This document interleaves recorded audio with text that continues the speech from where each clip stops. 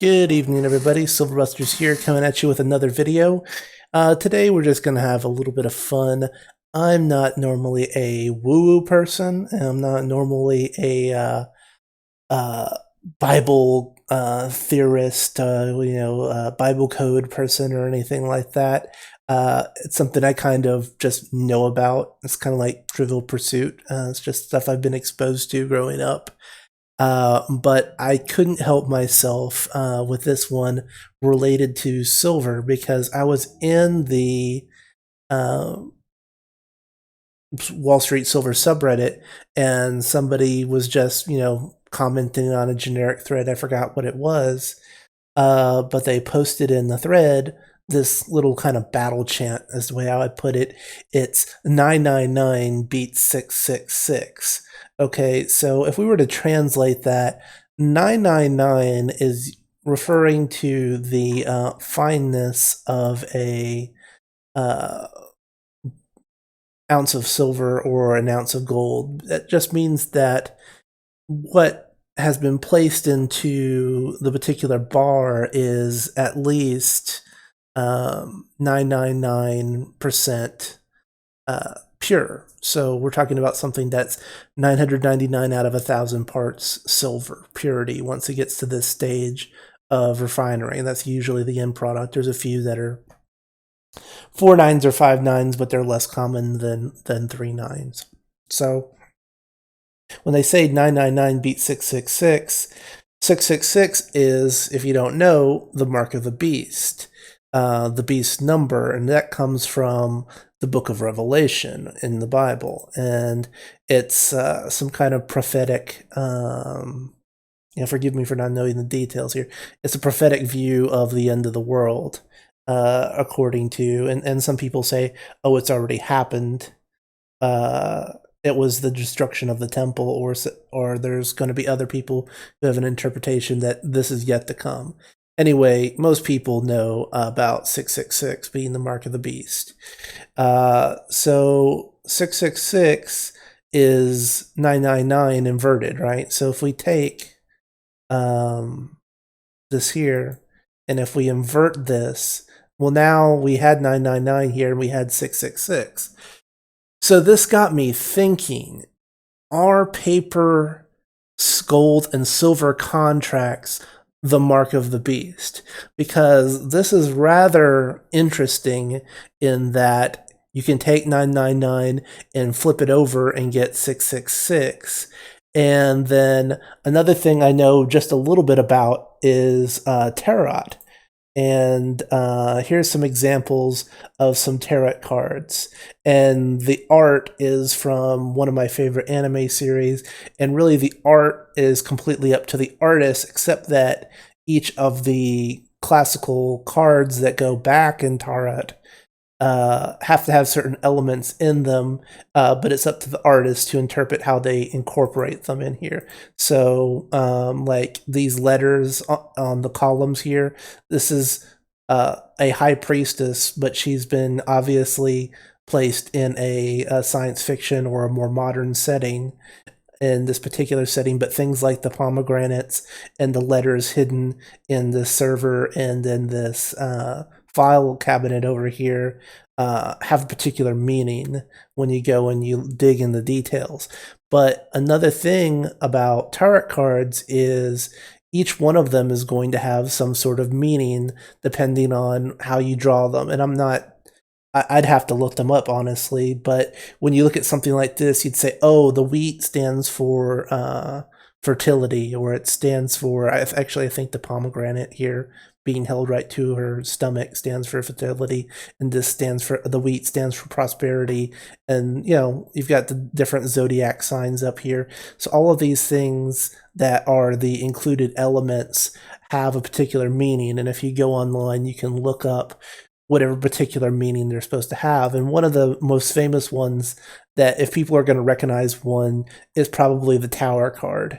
And the Tower card is typically, in this case, it's a spaceship, but typically it's a tower being struck by a lightning bolt. And because the tower is not placed on a strong foundation, the single lightning bolt is basically going to destroy the entire work. So the tower card is a card that relates to destruction and sort of folly and badly laid plans here. This is a particularly tragic character in this anime, and the elements are all there. You've got the lightning bolt striking his flagship, and things are going down, and it's not looking great for his wine glass there either. So now that I've kind of gone over that these cards have meaning. It's just kind of what they use to tell fortune tellings. But another thing is, if you invert a tarot card, if you when you draw them out of the deck, and I'm not an expert at this either, but this is just something I picked up. If you see them upside down, it also changes the meaning of the card. Usually it inverts the meaning or subverts the meaning. So if you got a tower card upside down, it might mean, the opposite of destruction. It might mean a windfall or destruction for an enemy because it's not redirected towards you. It's pointed towards an adversary, something like that. And all of the cards have some sort of inverted meaning that you can apply to a card if you're drawing it in such a way and shuffling the cards in such a way that it's possible to draw them inverted. So yeah, now let's go back and find the bar of silver. If you invert the bar of silver and subvert silver's meaning, you get the mark of the beast. You get 666. So what subverts the meaning of gold and silver? What holds it down? What destroys and corrupts its initial intended purpose, by God or the cosmic order or, determined by mankind, whatever the original purpose of gold and silver was. What happens when you invert that intention? And you just happen to get 666 when you do that. So, and I understand I'm combining mysticism from multiple branches, but this stuff goes back, especially, apparently I know a little bit about this card. These letters here refer to letters on a Jewish temple.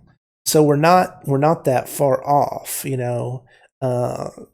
these things go all the way back into the Old Testament, and I realize that Revelation is in the New Testament, but at the same time, all this kind of stuff was out there when those were being written. So is it possible that this is not a coincidence, that the fact that you can get 666 by subverting something that looks very much like a card, you got like a 10-ounce bar here, and you can flip it over and you get 666.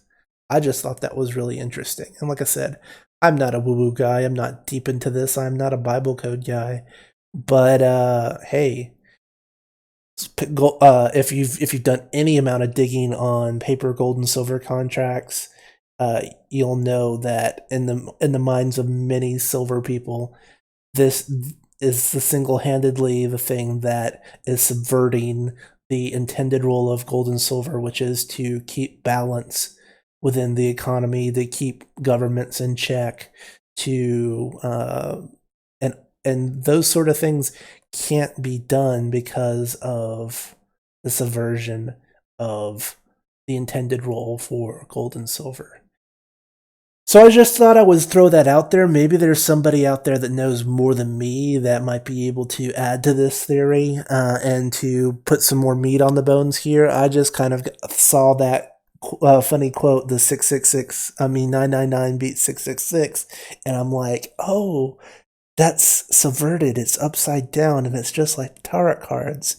Maybe there's people out there that know more. I just thought this was a really unique thing, and I thought throw it out there. If you know anything about Revelation and the Mark of the Beast and or tarot cards, specifically upside down tarot cards and subversion and then their meaning, and have anything you want to add, go ahead and throw it down in the comments. I'd love to learn more about this. I just was able to make this one connection and thought somebody else might be able to make another connection.